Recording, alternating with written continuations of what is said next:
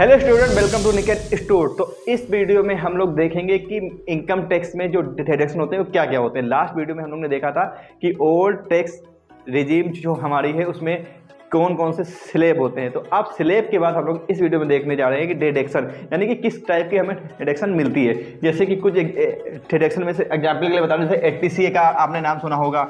80C होता है, 80DD होता है, 80TT होता है, 80G होता है। तो ये सब हमारे होते हैं। तो सबसे पहले अब हम ये देख लेते हैं 80C जो सबसे ज़्यादा फेमस है।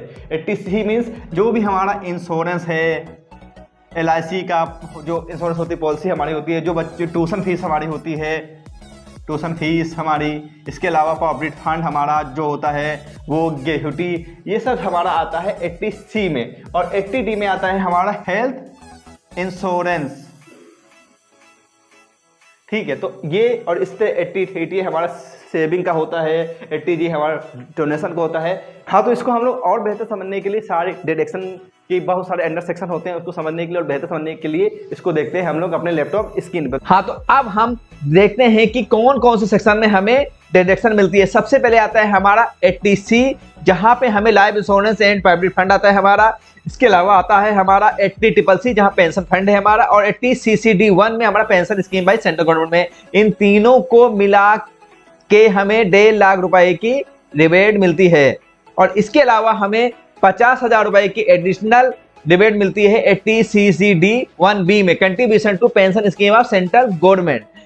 80CCD2 में contribution to pension scheme of central government by employer में भी हमें सैलरी प्लस DA का 10% की रिबेट हमें मिलती है। और 80CCG में हमें, अगर हमने फर्स्ट टाइम इक्विटी मार्केट में इन्वेस्टमेंट किया है तो हमने इन्वेस्टमेंट करने का 25,000 रुपए तक की फर्स्ट टाइम की हमें रिबेट मिलती है। और 80D हमारा आता है medical insurance and medical expenses के लिए, यानी कि हमारा जो अगर मेडिकल इंश्योरेंस है और मेडिकल एक्सपेंसेस है तो उसमें भी हमें रिबेट मिलती है। यहाँ पे 3 रिबेटें हैं, यानी कि अगर हमारी एज 60 साल के अंदर है और मेडिकल इंश्योरेंस पे हमारा जो एक्सपेंसेस हुआ है वो 25,000 रुपए तक की हमें वहां पे रिबेट मिलेगी। और अगर हमारे पेरेंट्स के ऊपर हमारा एक्सपेंसेस हुए हैं जिनकी एज 60 के अबव है तो वहां पे हमारी लिमिट हो जाती है इसकी डबल, यानी कि 50,000 की।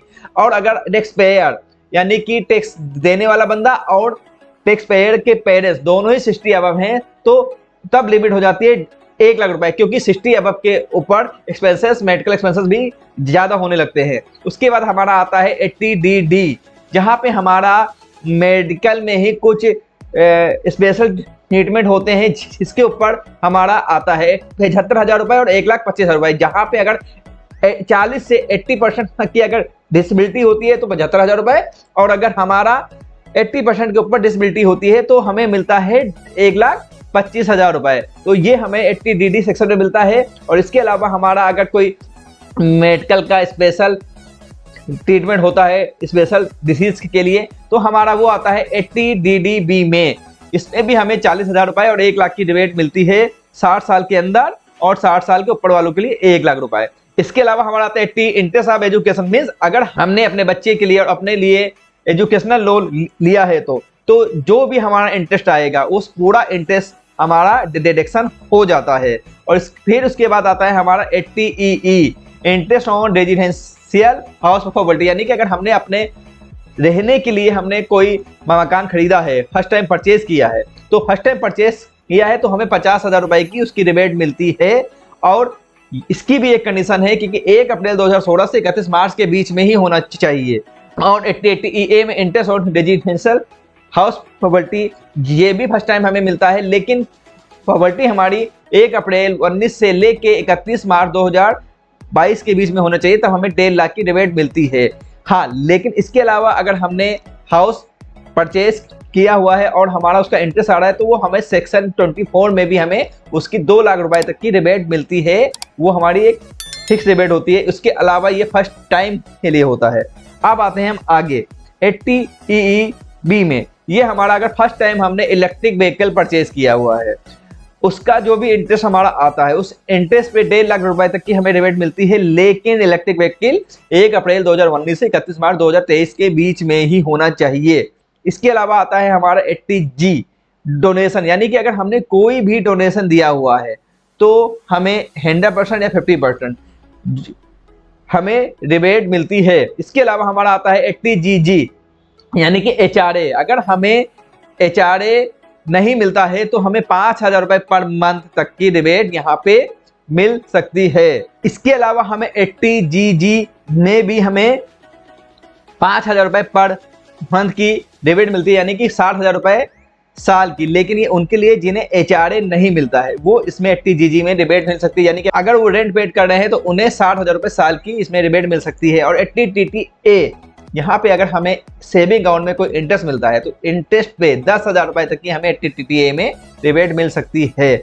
इसके अलावा 80TTB अगर हम सीनियर सिटीजन में आते हैं यानी 60 अबव है तो हमें फर्स्ट फिक्स डिपॉजिट पे हमें 50,000 की रिबेट मिलती है।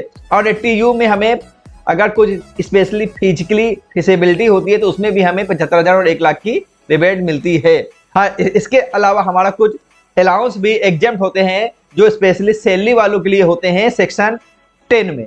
यानी कि अगर कुछ अलाउंस होते हैं जैसे कि HRA अलाउंस होता है, कन्वेंस अलाउंस होता है, ट्रेवलिंग अलाउंस होता है, वो सब अलाउंस हमारा सैलरी से एग्जेम्प्ट हो जाता है, माइनस हो जाता है। मींस यहाँ पे एक एग्जाम्पल दिया हुआ है HRA का, जैसे कि अगर हमें एक्चुअल में 1 लाख रुपए HRA मिलता है और हमने रेंट पेड किया हुआ है 1,80,000 रुपए और हमारी सैलरी का 10% आता है 60,000 रुपए, यानी कि 1,80,000 में 60,000 माइनस करने के बाद हमारा आ रहा है 1,20,000 रुपए। और हमारी जो बेसिक सैलरी है उसका 50% आता है 1 लाख रुपए। तो इसमें से जो भी हमारा कम होगा वो हमारा एग्जेम्प्ट हो जाएगा, यानी कि वो अलाउंस हमारा सैलरी में माइनस हो जाएगी। उसके बाद अलावा हमें अंडर सेक्शन 24, ये बहुत इंपॉर्टेंट सेक्शन है। अगर हमने हाउस इंटरेस्ट पे लिया हुआ है तो अंडर सेक्शन 24 में हमें 2 लाख रुपए की रिबेट मिलती है। 2 लाख रुपए की हमें यहाँ पे रिबेट मिलती है जो कि हमारे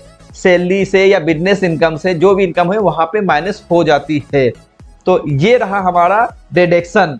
तो अब हम इन डिडक्शन को एग्जाम्पल से समझते हैं। हाँ, तो हम लोग ने देखा कि पहले कौन कौन सी डिडक्शन होती है। अब इन डिडक्शन को समझने के लिए कि डिडक्शन कैसे हमारी इनकम में माइनस होता है उसके ऊपर स्लैब चलाया जाता है, हम लोग इसको एक एग्जाम्पल समझते हैं कि किस तरह से हमारा टैक्स आएगा या टैक्स नहीं आएगा डिडक्शन माइनस होने के बाद। तो सबसे पहले इसको एग्जाम्पल समझते हैं कि एक है मिस्टर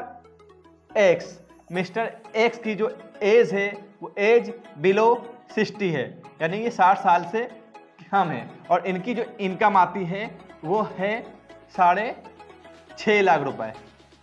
अब इन्होंने प्रॉविडेंट फंड लिया हुआ है, उसमें इनका इन्वेस्टमेंट होता है 1,20,000 रुपए। इसके अलावा इनके पास एक इंश्योरेंस पॉलिसी भी है जिसका इनका पेमेंट आता है 80,000 रुपीज।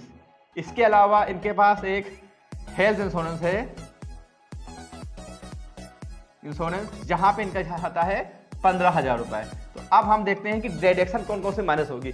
ये जो आपका प्रॉविडेंट फंड और ये है, ये आपका आता है 80C, यानी 80C में जो आपकी लिमिट है कितनी है 1.5 लाख रुपए की। तो यहाँ पे आपका सिर्फ 1.5 लाख माइनस होगा, जबकि ये टोटल आ रहा है 2 लाख रुपए। लेकिन हमने जैसे आपको बताया था कि जो भी कम होगा, यानी कम है हमारा 1.5 लाख रुपए, तो हम लोग 1.5 लाख को ही उठाएंगे। लेकिन अगर मान लीजिए यहाँ पे एक्चुअल में हमारा आता 50,000 रुपए और लिमिट होती 1.5 लाख रुपए, तो हम लोग फिर 1.5 लाख ना लेते, हम लोग 50,000 रुपए, हम लोग 50,000 रुपए ही लेते, यानी कि जो एक्चुअल में या जो भी लिमिट है उसमें से जो भी कम होगी उसी को लेंगे। तो यहाँ पे जो लिमिट है 1.5 लाख की। उसके अलावा ये हेल्थ इंश्योरेंस था हमारा 25,000 रुपए की लिमिट, लेकिन हम लोग 25,000 नहीं लेंगे, ये हम लोग 80D में आता है ये हमारा। तो इस 80D में हम लोग सिर्फ 15,000 रुपए लेंगे, क्योंकि एक्चुअल में हमारा 15,000 है, जबकि 80D में जो लिमिट है वो 25,000 रुपए की है। तो एक्चुअल और जो लिमिट में जो भी कम होगी,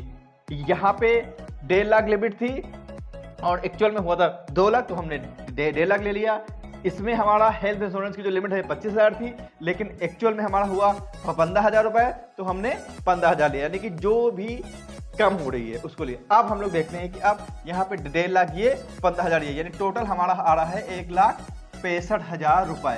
तो हाँ, अब हम लोग 6.5 लाख में ये 1,65,000 रुपए माइनस करते हैं, तो जो माइनस करने के बाद हमारा आता है 4,85,000 रुपए। अब ये जो हमारी इनकम है ये 5 लाख के अंदर हो गई है, यानी कि अब हमें 87A की जो रिबेट मिलती है 12,500 की, वो हमें पूरी मिल जाएगी, क्योंकि हमारा जो टैक्स आएगा वो 10,000 समथिंग कुछ आएगा। तो अब हमें पूरी रिबेट मिल जाएगी, क्योंकि हमारी इनकम हो गई है 5 लाख के अंदर। क्योंकि अब हमारे जो मेन इनकम 6.5 लाख थी, लेकिन 6.5 लाख में हमारे सारे डिडक्शन माइनस हो गए, और माइनस होने के बाद जो हमारा आया ये आया 4,85,000 रुपए, यानी 5 लाख के अंदर चला गया। तो अब हमारे इस पर कोई भी टैक्स नहीं आएगा। अब अगर मान लीजिए कि यहाँ पे होता 7 लाख रुपए, ठीक है, तो हम लोग उसको समझते हैं 7 लाख रुपए से, ये आ गया 7 लाख, ठीक है। अब ये आ गया 7 लाख रुपए हमारा। अब यहाँ पे हमें ये डिडक्शन तो आएगी, यानी कि 1.5 लाख रुपए मिलनी है, एबी हमें मिलनी है। तो अब 7 लाख रुपए में हमारा 1,65,000 माइनस होगा, तो अब हमारा आएगा यहाँ पे 5,85,000 रुपए। तो अब ये हो गया 5 लाख के ऊपर। जब 5 लाख के ऊपर हो गया, तो अब हमें ये 87 में मिलने वाली रिबेट नहीं मिलेगी, यानी अब हमारा स्लैब स्टार्ट हो जाएगा। कैसे? 0 से 2.5 लाख नील, यानी कि कोई टैक्स नहीं। उसके बाद 2.5 लाख से हमारा 5 लाख, इस पे आता है 2.5 लाख रुपए। 2.5 लाख का 5% आता है 12,500 रुपए। उसके बाद 5 लाख के ऊपर हुआ 85,000 रुपए, यानी 5 लाख से 5,85,000 आ रहा है हमारा। इस पे आता है टैक्स 20%, यानी 85,000 रुपए का हम लोग लगा देंगे 20%। तो ये 20% हम लोग करते हैं तो आता है 17,000 रुपए के, 17,000 रुपए। तो ये आगे हमारा ये, ठीक है। तो अब हमारा ये 12,500 और 17,000 रुपए दोनों अमाउंट ऐड हो जाएगा, तो आता है तो अब हमारा 12,500 और 17,000 रुपए हमारा ऐड हो जाएगा, तो आएगा 29,000 रुपए, 29,500 रुपए। अब इस पे हमारा हेल्थ एंड एजुकेशन सेस लग जाएगा 4%, और उसको लगाने के बाद हमारा टोटल जो भी टैक्स आएगा वो हमें जमा करना होगा। तो टैक्स कितना आएगा? 12 में 20 4 है, तो 1180 रुपए, ठीक है। तो अब हमारा ये टैक्स आ गया, तो हमें ये टैक्स जो भी आएगा वो हमें जमा करना पड़ेगा। क्यों? क्योंकि यहाँ पे हमें 5,85,000 हो गया, यानी 5 लाख के ऊपर चला गया, तो अब हमें रिबेट नहीं मिल रही। यानी कि कुल मिला के हमें यहाँ पे डिडक्शन में ये समझना था कि जो भी डिडक्शन है वो माइनस करने के बाद 5 लाख के ऊपर है या कम है, 5 लाख के ऊपर जा रहा है या 5 लाख के अंदर जा रहा है। तो अब जितनी भी डिडक्शन होगी उन डिडक्शन हमें माइनस करनी होगी। तो हाँ, तो इस वीडियो में हमें ये समझ में आ गया कि किस तरह की डिडक्शन होती है, और डिडक्शन हमारी इनकम से माइनस होती है। माइनस होने के बाद हम लोग अपना टैक्स निकालते हैं, जैसे कि पहले वीडियो में बताया था कि किस तरह से स्लैब हमारा चलता है। अब हम लोग नेक्स्ट वीडियो में हम लोग न्यू स्लैब के बारे में भी जानेंगे कि न्यू स्लैब किस तरह से लगाया जाता है। Thank you.